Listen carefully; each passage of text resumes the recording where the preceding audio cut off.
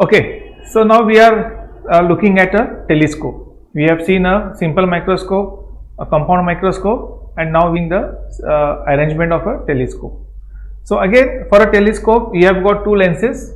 One is your eyepiece, and this is also called as an objective, like a microscope. So the name for both the lenses are the same. Now here we have to consider a different aspect, that the object is not very close to the objective lens. It is at infinity. The difference between the microscope and the telescope is that in the objective is almost on the focal length, and in a telescope is at infinity, because you know telescopes are used to observe stars. Okay, so from the star, suppose parallel lines come from the stars from infinity. As you can see, they will converge and form an image AB1. Principle like a compound microscope. Now it will be a real image, it will be very diminished. You know, we have this for a convex lens. If the object is at infinity, the image very small, but it will be real and it will be diminished. A very small image will be formed. Now this small image we are going to verify and see it more clearly. Our first part is what? To get the object into a small image. Now this image, if the object is at infinity, where is the image formed? It's formed at focal length. So the V0 is now replaced by the word F0, because the image will be at the focal length, because the object is at infinity. So therefore V0, that is the distance of the image, is given as F0, because ultimately the image will be at the focal point. And U is at infinity. U0 is at infinity. Now, when this image is formed at the focal length of the objective, our next job is that image is going to be very small. I want to see it clearly. No? Suppose I am seeing some star. So that circular object, once it comes as a form of a small image, I will not be able to see through my eyes clearly. So I want to magnify that. So what I am doing, I am using an eyepiece, and I am keeping the image which is now acting as an object for this lens at the distance of Fe, means exactly I am keeping it at the focal length. So if an object is kept at the focal length, the image will be seen at infinity, it will be virtual. So here I am seeing the image at infinity. Okay, so now an object at infinity and we are seeing the image at infinity. Now you will start wondering, what did we achieve in that, right? So we have achieved magnification, and we will see from this how that magnification is. Suppose this was a small star, circle, Venus, planet, some planet, those end rays are being captured and seen as an round object over here. Because of the magnifying power of this lens, at infinity I am able to see a bigger object. As you see, this diameter is greater than the diameter. This will be very small diameter, this will be a larger diameter. So for my lens, I will be able to see a more bigger ball.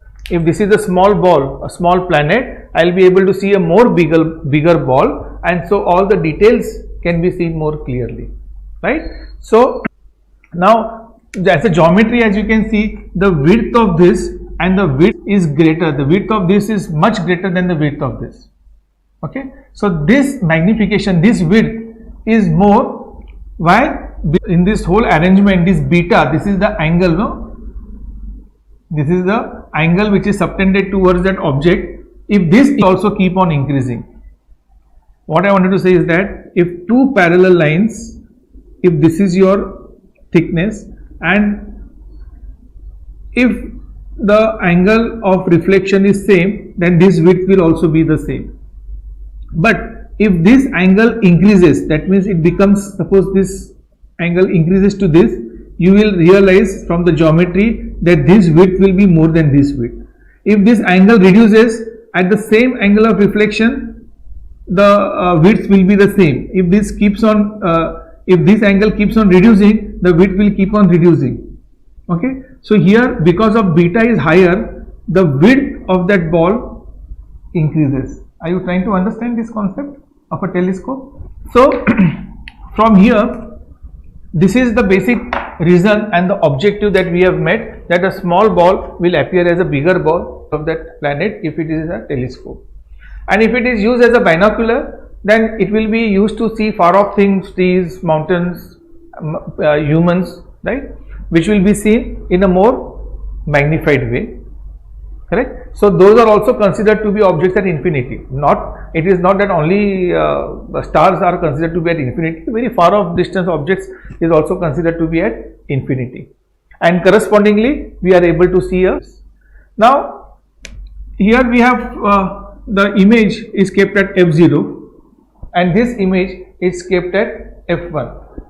So what will be the difference u0 and v0? This is nothing but V0 and this is nothing but UE, as in the case of microscope. So here again we have length of telescope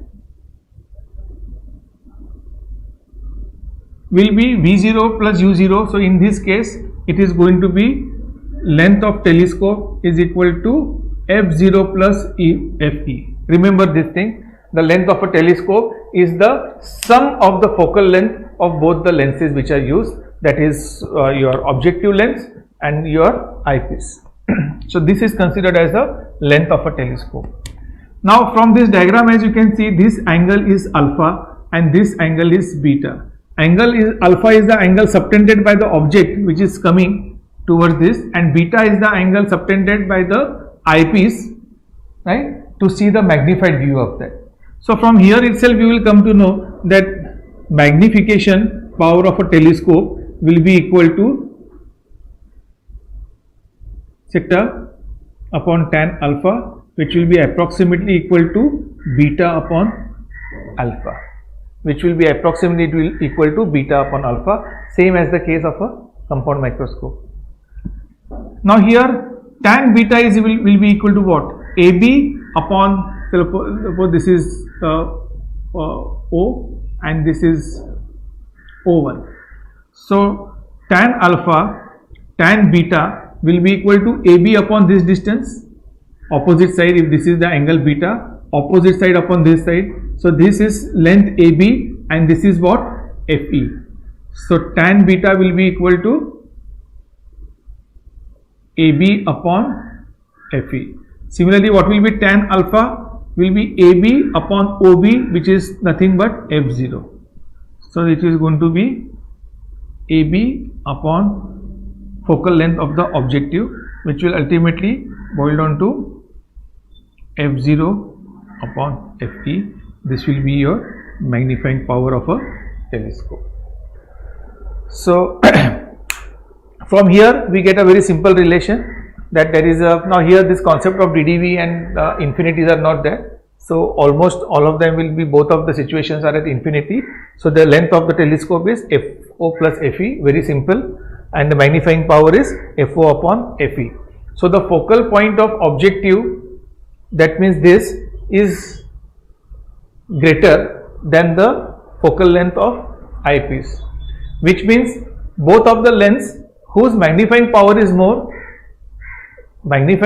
more of that lens whose focal point is lesser. Please remember, lesser the focal length, higher the magnifying power. So here we are having this eyepiece here as a very powerful lens, right, because this small image has to be magnified into a very larger size image.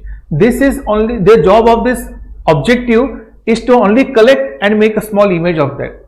So the power of this is not much. The power of this is larger. The focal length is larger of an objective than for an FE. When the focal length is larger means what? This FO will be very greater than FE. No? If I want to have a lens of a larger focal length, the focal length will be at a higher distance. Correct? And that is why, as you must have seen, the telescopes, they are very long here, and then there is a small eyepiece over here. That is how the telescopes are there, because the focal length of this lens is at a very large distance. FO will be at a very large distance and FE will be a shorter length. So this will be your FE. That is why the telescopes are very long tunnels, because the focal length of this has to be large, and this Fe should be very small focal length, because this is going to create the beta, and this beta is going to magnify that object to whatever size we want to have. Is this clear about the telescope? The length of the telescope and the magnifying power of a telescope. That's what is there for this telescope, right? So the problems on telescopes are also very simple. You should be able to just substitute this data in this equation to get the answer.